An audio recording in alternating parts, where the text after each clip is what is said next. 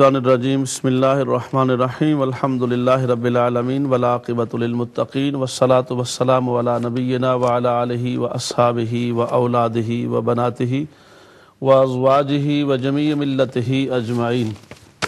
نہایت ہی مکرم و محترم ناظرین گرامی قدر، پروگرام وائی کیو اے کے ساتھ آپ کی خدمت میں حاضر ہیں۔ آپ جانتے ہیں یہ پروگرام ہر روز صبح کے وقت آپ کی خدمت میں پیش ہوتا ہے، جس میں آپ کے سوالات اور ان کے جوابات قرآن و سنت کی روشنی میں پیش کیے جاتے ہیں۔ آج کا پہلا سوال جس پر ہم بات کرنا چاہیں گے، ہمارے ساتھ تبسم صاحب ہیں لندن سے، ان سے بات کرتے ہیں۔ جی صاحبہ ہیں، السلام علیکم ورحمۃ اللہ۔ جی صاحب ہے، السلام علیکم۔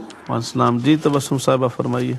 جی مجھے ایک کوشچن ہے، میری بیٹی کا کوشچن ہے، سوال ہے یہ کہ ایک فش ہے، شیل فش، سی فوڈ ہے، وہ پوچھ رہی تھی کہ یہ حلال ہے کہ نہیں ہے ہمارے لیے۔ کیا ہے وہ؟ شیل فش، شیل میں ہوتی ہے وہ، جیسے کریب ہوتا ہے نا، اس کے اوپر شیل ہوتی ہے، کریب کے اوپر شیل ہوتا ہے۔ اچھا، تو یہ وہ پوچھ رہی تھی کہ ہمارے لیے حلال ہے کھانا؟ کوئی کہتے ہیں حلال ہے، کوئی کہتے ہیں نہیں ہے، تو وہ کچھ کافی کنفیوز تھی کہ کہہ رہی تھی کہ میں علامہ صاحب سے پوچھتا ہوں آپ سے۔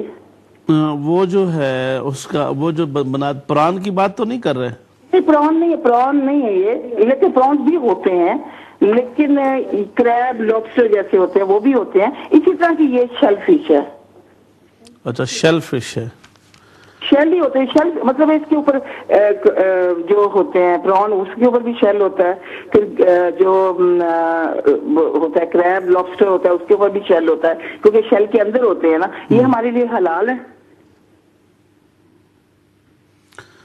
ٹھیک ہے، اس میں تھوڑی سی ڈیٹیل ہے اس کی، میں انشاءاللہ عرض کروں گا۔ کوئی نہیں، جی میں انشاءاللہ بعد میں بتائیں گے آپ۔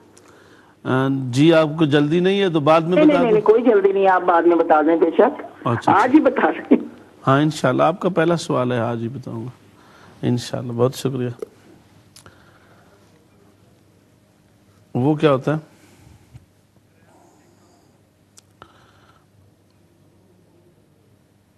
اچھا، ٹھیک ہے جی۔ تو میں بات کر رہا تھا، سسٹر کا سوال تھا کہ انہوں نے یہ پوچھا کہ شاپنگ سینٹر پر جب جاتے ہیں تو شاپنگ سینٹر میں جانا کیسا ہے، اور ایسے شاپنگ سینٹر میں کام کرنا کیسا ہے جہاں مکس ہو، یعنی حلال چیزیں بھی اور حرام چیزیں بھی، تو وہاں پہ جانا کیسا ہے؟ تو گزارش یہ ہے کہ ایسی جگہ پر جانا، اس کو کہتے ہیں ایسی جگہ جہاں پر آپ کو سکون بھی نہیں ملتا ہے، پلس ہمارے ساتھ محمد علی قادری صاحب ہیں لندن سے، ان سے بات کرتے ہیں۔ السلام علیکم ورحمۃ اللہ۔ وعلیکم السلام ورحمۃ اللہ وبرکاتہ۔ کیسے ہیں علامہ صاحب؟ ٹھیک ہے جی الحمدللہ، آپ کیسے ہیں؟ ٹھیک ہیں الحمدللہ، شکر اللہ پاک۔ علامہ صاحب میرے تقریباً 3 سوال ہیں۔ جی۔ پہلا سوال یہ ہے کہ بینک میں کام کرنا کیسا ہے، یہاں پہ بھی اور پاکستان میں بھی؟ ایک تو یہ سوال ہے۔ اچھا، اور دوسرا، علم العداد کا کوئی ہوتا ہے زندگی پہ اثر؟ جس طرح سے بعض بندے کہتے ہیں کہ آپ کو یہ نمبر سوٹ کرتا ہے، یہ نمبر سوٹ نہیں کرتا۔ مثال کے طور پہ اگر آپ کسی گھر میں رہیں اور وہ نمبر آپ سے ملتا نہ ہو، تو کیا اس کا کوئی ہوتا ہے اس طرح سے افیکٹ زندگی کے اوپر، یا کچھ اس طرح سے؟ یہ پتہ کرنا تھا۔ اور تیسرا سوال یہ ہے میرا رجت کے بارے میں، جس طرح سے آپ وظیفہ کرتے ہیں، پہلے آپ وظیفہ کرتے رہتے ہیں، پھر آپ اس کو چھوڑ دیں، تو کیا اس کا کوئی پریکٹیکل لائف پہ بھی اثر ہوتا ہے؟ جس طرح سے زندگی کے آپ کے دوسرے معاملات متاثر ہوں ان سے، جس طرح سے آپ کا مالی مسئلہ ہو جائے، گھریلو تنازع ہو جائیں، یا اس طرح سے پریشانیاں ہو جائیں؟ اگر آپ یہ ڈیٹیل بتا دیں تو پلیز۔ وظیفہ جب لیٹ ہو جائے، یہ بات کر رہے ہیں؟ نہ، وظیفہ آپ نے کچھ عرصہ کیا، فرض کریں آپ نے کچھ 2-3 سال تک وظیفہ کیا، پھر آپ مصروف ہو گئے، کام پہ چلے گئے، پھر آپ اس کو کر نہیں سکے، اور پھر آسا آسا جرنی چھوڑ دیا آپ نے، اس میں 3-4 سال کا گیپ آ گیا، آپ بالکل ان ٹچ نہیں رہے، وظیفے سے چھوڑ دیا، اور پھر آپ دوبارہ اگر اس کو شروع کرنا چاہیں تو کیا وہ ہو سکتا ہے اس طرح سے شروع، یا پھر آپ یعنی کہ اس کا کوئی ایفیکٹ ہوتا ہے اگر آپ چھوڑ دیں؟ تو بیسیکلی میں یہ پوچھنا چاہتا ہوں، کوئی زندگی کے اوپر معاملات اس سے متاثر ہوتے ہیں؟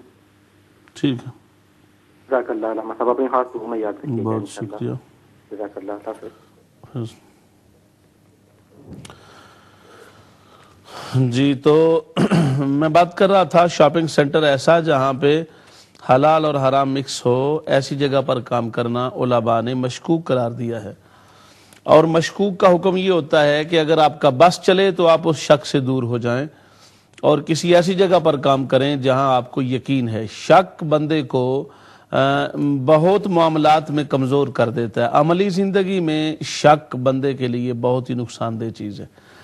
تو اس لیے کسی چیز کا جو مکسچر ہے کہ آپ کو وہاں حلال چیزیں بھی ملتی ہیں، حرام بھی ملتی ہیں، تو ایسی جگہ پر جانے سے بھی۔ اور ہمارے ساتھ شہزادہ عالم صاحب ہیں بریڈ فورڈ سے، ان سے بات کرتے ہیں۔ السلام علیکم ورحمۃ اللہ۔ وعلیکم السلام ورحمۃ اللہ وبرکاتہ۔ کیسے ہیں عالم صاحب؟ ٹھیک ہے الحمدللہ۔ ٹھیک ہے جی اچھا، یہ مسئلہ یہ ہے کہ پوچھنا یہ ہے کہ اگر آپ کے خاندان میں ہی کوئی آدمی ہے، وہ غریب تھا، اتنے مالی حالات ٹھیک نہیں تھے، تو وہ فوت ہو جاتا ہے، لیکن اس کے پاس اس کے خاندانی زمین ہے، تو اگر وہ فوت ہو گیا تو کیا اگر اس کے پاس خاندانی زمین ہے لیکن گھر والے، اس کی بیوی یا چھوٹے چھوٹے بچے ہیں، وہ زمین بیچنا نہیں چاہتے، رکھنا چاہتے ہیں، کیا ان کو زکوٰۃ لگ سکتی ہے؟ ٹھیک ہے۔ اچھا، اگر مہربانی کر کے ابھی بتا دیں کیونکہ میں تھوڑا سا مصروف ہوں، باہر جاؤں گا، تو بڑی مہربانی۔ یہ ہے کہ زمین یہ معلوم نہیں ہے کہ زمین کتنی ہے۔ اچھا، معلوم نہیں کہ زمین کتنی ہے؟ اب بہت زیادہ بھی نہیں ہے، آپ جانتے ہیں نا، تقریباً ہو سکتا ہے 50 کنال ہو، 100 کنال ہو، یہ پاکستان میں ہوتا ہے نا ایسے خاندانی زمین، اس کے دادے پردادے کی زمین ہے، جو آدمی فوت ہوا اس کی تھی، اب اس کے بچوں کے پاس آ گیا، لیکن بچے ابھی چھوٹے ہیں، وہ بیوی ہے، بیوی جو ہے نا وہ یہ نہیں چاہتی کہ میں زمین بیچ دوں، ابھی بیچ دوں، اسی وقت تو نہیں بیچ سکتی، یہ کیا یا اس کو بیچنا چاہیے پھر اس کو زکوٰۃ ملنی چاہیے، یا اگر نہ بیچے تو پھر اس کو زکوٰۃ پھر بھی دے سکتے ہیں یا نہیں؟ بات یہ ہے کہ وہ جو زمین ہے، اس زمین کیا اس میں کھیتی باڑی ہوتی ہے، کیا ہوتا ہے؟ یہ کھیتی باڑی ہوتی ہے، کوئی کچھ ہوتی ہے جو کچھ جو ہے نا جس پر کھیتی باڑی ہوتی ہے، کچھ پر نہیں ہوتی ہے، کوئی تھوڑی سی زمین ہوتی ہے، زیادہ تر جس پر کھیتی باڑی ہوتی ہے، یا جتنا وہ کھیتی باڑی کر سکتی ہے۔ یہ تو نہیں ہو سکتا کہ اس کا خاوند فوت ہو گیا، ساری زمین وہ کھیتی باڑی تو نہیں کر سکتی نا، کئی زمین ایسی جو بیٹھی رہتی ہے جس پر کھیتی باڑی نہیں ہوتی۔ اس میں دو چیزیں ہیں، ایک تو یہ ہے کہ اس چیز کا، وہ جو زمین ہے، اس زمین کا کوئی استعمال ایسا ہو جو استعمال آپ کو اجازت دے دے زکوٰۃ لینے کے لیے۔ مثلا اگر وہ زمین وہاں علاقائی طور پر اس کا اتنا آمدن نہیں ہے، لیکن وہ ٹو سم ایکسٹینٹ گندم یا دیگر فصلیں وغیرہ یا کچھ نہ کچھ ضرورت اس سے پوری ہو جاتی ہے، تو اس کا مطلب یہ ہوا کہ وہ زمین آلریڈی اس کا آپ استعمال کر رہے ہیں، اور استعمال کر کے بھی اگر ان کی ضروریات پوری نہیں ہوتی تو پھر ان کو زکوٰۃ لگ جاتی ہے۔ لیکن اگر وہ زمین کسی کام میں بھی نہیں ہے اور اس کا کوئی ان کو وقتی ریلیف فائدہ بھی نہیں مل رہا ہے اور انہیں وہ رکھی ہوئی ہے، تو اس صورت میں پھر دیکھا جائے گا کہ اس کی مالیت کتنی بنتی ہے۔ اگر وہ مالیت اتنی ہے کہ وہ ان کے صاحب نصاب ہونے سے زیادہ ہے تو پھر تو صاف ظاہر اس کو شامل کیا جائے گا۔ دیکھیں، جو فقیر اور مسکین کی اصطلاح ہے وہ یہی ہے کہ جس کے پاس کچھ بھی نہ ہو وہ فقیر ہوتا ہے، اور مسکین وہ ہوتا ہے جس کے پاس ہو تو صحیح مگر ضرورت کا نہ ہو۔ تو یہ جو دونوں، اس کو الگ کے بھی تعریف جو میں نے کی فقیر مسکین کی، اس کی الٹ بھی کی گئی ہے کہ فقیر وہ ہے جس کے پاس بالکل کچھ نہ ہو، اور مسکین وہ ہے جس کے پاس کچھ تو ہو مگر ضرورت پوری نہ ہوتی ہو۔ تو یہ کچھ نہ ہونے میں صاف ظاہر ہے پراپرٹی بھی آتی ہے۔ اب ایک بندے کی مثال کے طور پہ 4-5 ایکڑ زمین ہے، یا 10 ایکڑ زمین ہے، 12 ایکڑ زمین ہے، تو عام حالات میں آج کل زمینوں سے اتنا، اگر وہ علاقے زرخیز نہیں ہیں تو وہ زمین سے اتنا اس طرح کا فائدہ نہیں ہوتا۔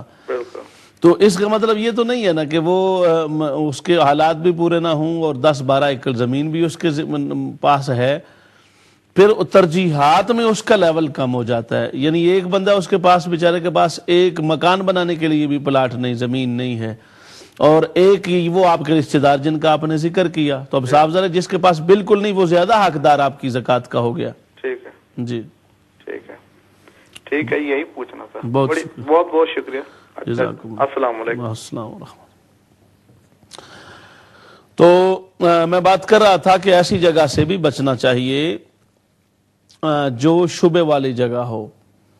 ہم یہ نہیں کہتے کہ کام کرنا چھوڑ دیں، نہ ہی شریعت اور دین یہ بات کہتا ہے، لیکن اتنی آپ کوشش تو خلوص سے کر سکتے ہیں کہ آپ کو ایسی جگہ پہ کام ملے جہاں آپ کے ساتھ وہ معاملات نہ ہو جو آپ کو تنگ کرے.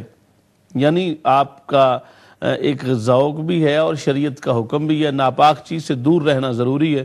اور اگر آپ ناپاک چیز سے دور نہیں رہ سکتے ہیں تو پھر اس کا حل سوچنا چاہیے. جب تک آپ کوشش کرتے رہیں کام ٹھیک نہ ملے اس وقت تک تو گناہ نہیں ہوگا، اجازت ہے، لیکن اپنی کوشش پوری خلوص کے ساتھ کرنی چاہیے.